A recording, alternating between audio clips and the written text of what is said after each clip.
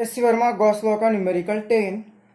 The radius of a gold nucleus Z is equal to 79 is about 7 into 10 raised to minus 15 meter. Assume that the positive charge is distributed uniformly throughout the nuclear volume. Find the strength of the electric field at A और B part करने हैं. तो A part में कहा है the surface of the nucleus. तो एक हमें न्यूक्लियस दिया हुआ है और जिसमें Z इज इक्वल टू 79. तो Z होता है एटॉमिक नंबर, मतलब जितने नंबर ऑफ इलेक्ट्रॉन्स हो गए और न्यूक्लियस के अंदर उतने नंबर ऑफ प्रोटॉन्स हो गए.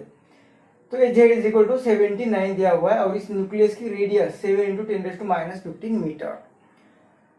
और हमें कहा है कि इस न्यूक्लियर सरफेस पर इलेक्ट्रिक फील्ड फाइंड करनी है.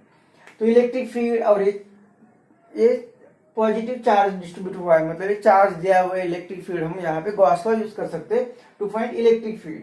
गॉस लॉ क्या कहता है हमें कि जो इलेक्ट्रिक एक फ्लक्स होता है, मतलब जो flux close integral of electric field into ds, ये फ्लक्स होता है is equal to the charge enclosed in a surface to the epsilon naught. तो ये इलेक्ट्रिक फील्ड फाइंड करने हैं हमें, तो वो जो क्लोज सरफेस होगा उसका एरिया पता होना चाहिए और चार्ज कितना एनक्लोज हुआ है वो पता होना चाहिए. तो ये इलेक्ट्रिक फील्ड ये इस सरफेस पर सेंटर से सरफेस का हर एक पॉइंट सेम होगा, तो वो कांस्टेंट इलेक्ट्रिक फील्ड होगी. तो उसे बाहर लेके जाएंगे तो इंटीग्रेशन में रहेगा ds, मतलब ये जो स्फीयर होगा उसका सरफेस. तो स्फीयर का सरफेस होता है 4 पाई r क्यूब, जो भी रेडियस होगी उसका क्यूब, उसका square 4 pi r square is equal to charge enclose. पूरा चार्ज इसके अंदर ही है और वो कितना चार्ज होगा, तो इसमें नंबर ऑफ प्रोटॉन्स दिए हुए हैं और मतलब नंबर ऑफ प्रोटॉन्स. तो क्यू क्या होता है, नंबर ऑफ चार्ज, और एक मतलब नंबर ऑफ इलेक्ट्रॉन्स है नंबर ऑफ प्रोटॉन, और एक प्रोटॉन पर कितना चार्ज है तो होता है ई से दिखाते हैं पॉजिटिव ई एन ई, ये होता है क्यू, मतलब क्यू इज इक्वल टू 79 और एक प्रोटॉन पे चार्ज है 1.6 इंटू 10 रेज़ टू माइनस 19. तो ये क्यू की वैल्यू यहाँ पे पुट करेंगे तो हमें ये इक्वेशन मिलेगा ये 1. तो फ्रॉम 1 ये ई बाहर लिया था और ये 4 pi r square is equal to q enclosed. Q कितना है तो ये 79, मतलब ये n e divided by epsilon naught. इसे यहाँ पे सॉल्व करते हैं. Electric field is equal to आएगी ये 4 पाई r स्क्वायर यहाँ पे आएगी, तो ये 1/4 पाई और ये एप्सिलॉन नॉट और ये एन ई मतलब चार्ज और ये r स्क्वायर. तो ये होती है इलेक्ट्रिक फील्ड. तो इसकी वैल्यू आती है 9 इंटू 10 रेज़ टू 9, n 79 दिया हुआ है और ये e मतलब ये हर एक प्रोटॉन पे जितना चार्ज होगा वो होता है 1.6 into 10 raise to minus 19 divided by r square. और रेडियस दी है 7 इंटू 10 रेज़ टू माइनस 15, उसका स्क्वायर करना है तो 10 रेज़ टू माइनस 30. तो ये electric field is equal to इस 7 से डिवाइड करेंगे तो 7 1 जा, फिर 7 1 जा 7, तो 2 बचे, डेसिमल दे दिया तो 27 2 जा 14 और ये 7 8 जा 56, तो 4 बचे, 7 3 जा 7 5 जा, फिर ये 7 से डिवाइड करेगा तो ये आएगा ये 9 इंटू फिर 7 ने डिवाइड किया उससे तो 7 1 जा 7, तो बचे यहाँ पे 4, ये डेसिमल दे दिया, एक 2 लिए 7 6 जा और ये 8 लिया तो 7 1 जा 7, ये 15 7 2 जा और इंटू ये 1.6 और इंटू 10 रेज़ टू ये माइनस 19, इसमें प्लस किया तो ये माइनस 10 और इस माइनस 10 में ये माइनस 30 ऊपर आएगा तो प्लस 30. तो 9 इसे मल्टीप्लीकेशन करना है तो e इज इक्वल टू 16 2 जा 32, 3 कैरी 16 1 जा 16 और ये थी 19 और 16 6 जा 96 और ये 197 9 कैरी 16 1 जा 16 प्लस ये 9 तो यह 25 और इन डेसिमल 4 के बाद और इंटू अगेन ये 9 इंटू 10 ये 20। तो ये इलेक्ट्रिक फील्ड 9 से मल्टीप्लाई करें, 9 टू द 18 1, तो 81 और 1 82, 9 7 द 63, तो ये 71,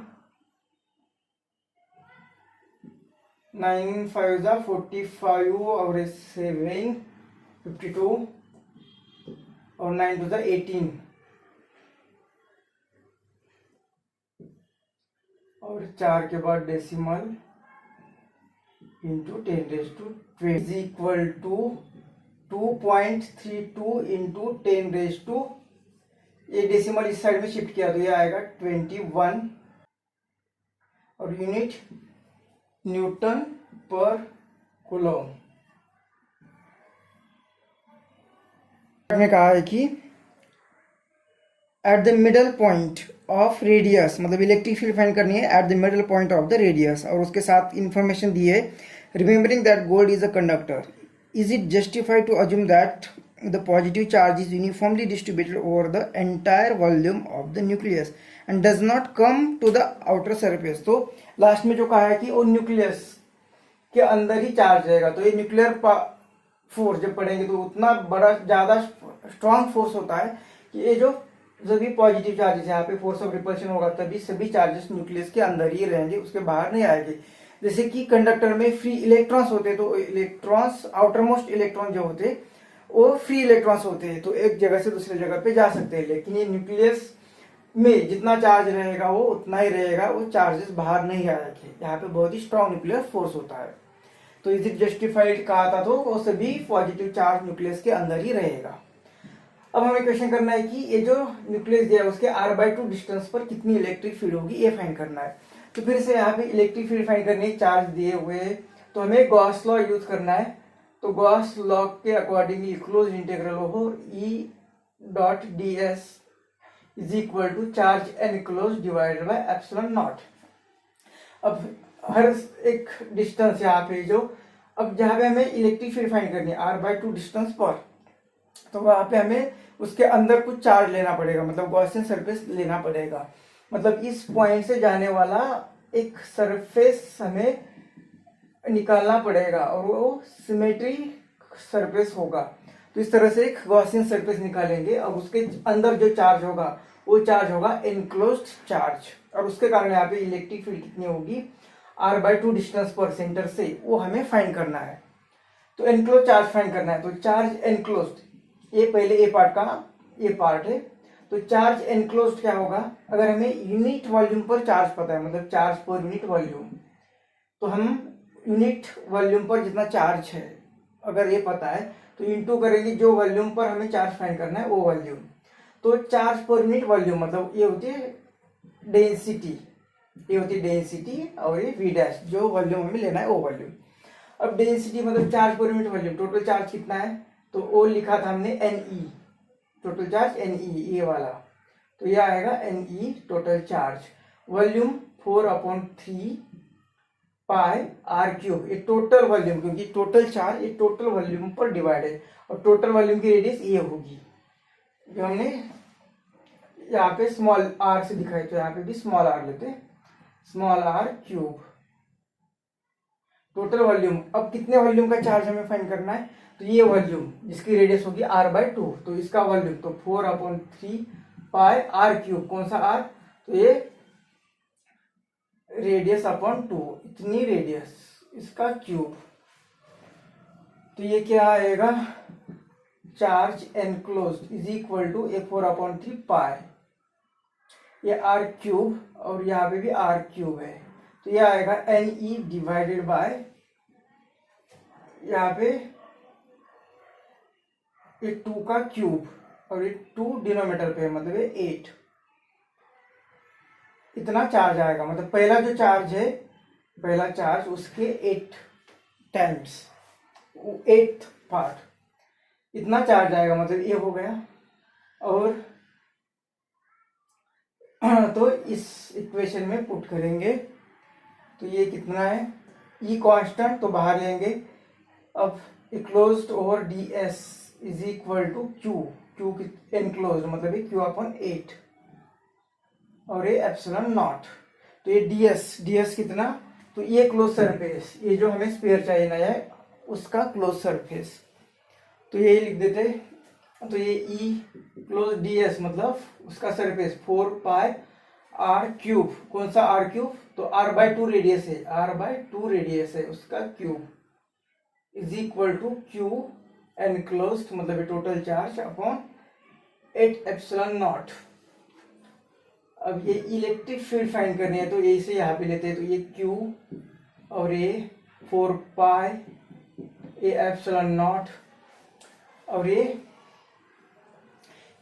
स्क्वायर सरफेस है तो स्क्वायर, तो ये आर स्क्वायर यहाँ पे आएगा और ये डिवाइड बाय 2 का स्क्वायर मतलब है 4, ये 4 ऊपर चला जाएगा तो 4 और अपॉन यहाँ का 8, 4 1 जा 4 2 जा, तो ये इलेक्ट्रिक फील्ड कितने आएगी 1/2 और ये क्या है, ये है 1/4 pi epsilon naught total charge upon r square मतलब ये इलेक्ट्रिक फील्ड जो पहले बार फाइंड की थी हमने, इलेक्ट्रिक फील्ड जो पहले बार फाइंड की थी ये